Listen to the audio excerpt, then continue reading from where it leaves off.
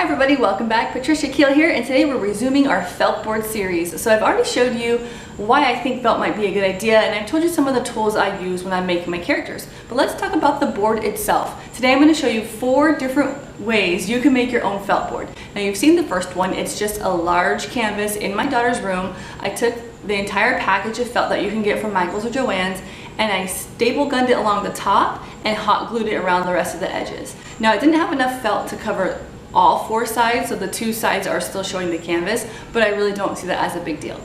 The next 3 ways are the most creative, and so I'll walk you through those step by step. First, we're using the foam board that you can find at Dollar Tree or anywhere else really. We're also going to be recycling a pizza box for the second one, and last I'll show you how to upcycle a clipboard for your felt board. So you can see here that I took a large foam board. They come in black and white at Dollar Tree, and I cut it in half. I was previously using this for a vision board, so it already has 1/2 of the Velcro strips in the Command brand that I like to use in case I want to mount it. Then I opened up my large packet of felt and I applied it immediately. I didn't iron or do anything like that, so if you want to iron, go for it, but I was a bit lazy. Then you go ahead and lay out your felt board using the 2 factory edges, and then all you have to do is cut the other 2 sides. And I leave about an inch of space because you're going to want to fold it and glue it on the back. Once you're done cutting all 4 sides, then I went ahead and I made a slit at each corner. This just gives it a little more flexibility when you fold it over to glue it onto the back. Once that's done, it's time to glue. So I'm putting 1 long strip of hot glue and applying it there first, and then proceeding against the other 4 sides. I'm only doing the front. I'll do the back once that's all done.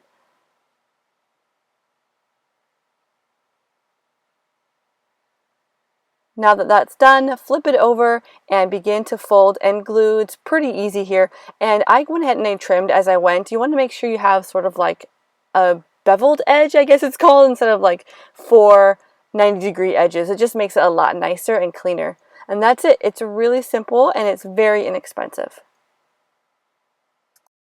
Option number 2, the old pizza box. Step 1, buy a pizza. Step 2, eat it all. And then you're going to want to clean the box. Now you're not using soap and water. You're just kind of scraping off any cheese or toppings that may have been left behind. And then I use some vinegar solution with 50-50 water and vinegar to kind of clean it up.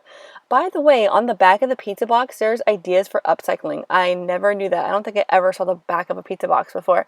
So once your box is ready, you're going to take your felt. This is just the leftover I had from the previous felt board, and you're essentially cutting a large rectangle. Then next, what you do is just trim each corner. It's actually a lot easier than you may think. After that, guess what's next? Hot glue. It's the best tool for the job. Simply start on one side and kind of proceed after that. By the way, felt is very stretchy, so don't pull it too tight because then you won't be able to close your box, which is part of the fun on this one. You can store your pieces inside, any ideas and projects you're working on fold away neatly, and the box kind of stands up on its own. Now you can get so creative with this. I have so many ideas for this felt board. You can do it vertically, horizontally, glue in pockets, make a whole scene. I think it's going to be awesome. Now the last idea is the easiest. It's simply putting a sheet of felt into a clipboard. Now I'm using black on all of these because they say that black is the best backdrop. I thought I would use these glue dots I got from Dollar Tree, but they weren't strong enough. Those are best for paper or foam. So of course, hot glue saved the day. Now again, it's the easiest one. Simply just glue 3 sides. I didn't glue the top because I figured the clip from the clipboard would be good enough. Then to kind of spruce it up and give you a place to store the pieces you're using, I took a file folder and I just taped both edges closed, sort of creating a pocket.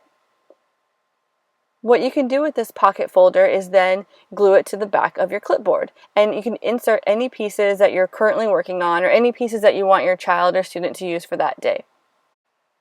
Now if you're worried about pieces falling out and want something a little more secure, you can use one of these poly envelopes. This was maybe a little over $1 at Target. They go great in binders, but they can be used for this as well. They have this nice Velcro closure, so the pieces will stay put, and same thing, you can just hot glue it to the back. You'd be surprised at what you can do with just a few simple tools. So what do you use? How do you like to create your felt board? Of course you can always buy a felt board, but if you're working on a budget and you're not sure if your child's really gonna like it for a lot of years, this might be the best way to go. Don't worry, my channel's not only gonna be about felt, but I just wanna get these ones out there so it can give you a starting point if you are considering using felt in your home. Some upcoming videos that you can expect to see are things about my clothing, my home decor, some more inspirational topics, things that are just on my mind, and even the occasional vlog.